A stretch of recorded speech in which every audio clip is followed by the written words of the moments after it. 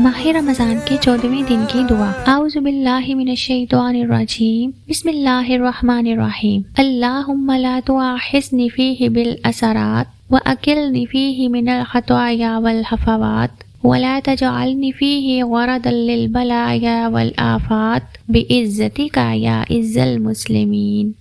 ترجمہ: اے اللہ، آج کے دن لغزشوں پر میری گرفت نہ فرما، اس میں میری خطاؤں اور فضول باتوں سے درگزر کر، اور آج مجھ کو مشکلوں اور مصیبتوں کا نشانہ قرار نہ دے، بواسطہ اپنی عزت کے، اے مسلمانوں کی عزت۔ ماہ رمضان کے 14ویں دن کا ثواب۔ رسول خدا حضرت محمد صلی اللہ علیہ وآلہ وسلم نے فرمایا ہے، 14ویں دن جیسے تم نے حضرت آدم علیہ السلام، حضرت نوح علیہ السلام، حضرت ابراہیم علیہ السلام، حضرت موسیٰ علیہ السلام، حضرت داؤد علیہ السلام اور حضرت سلیمان علیہ السلام سے ملاقات کی ہو، اور اس طرح ہے کہ خداوند عالم کے لیے ہر نبی کے ساتھ 200 سال عبادت کی ہو۔ سبحان اللہ۔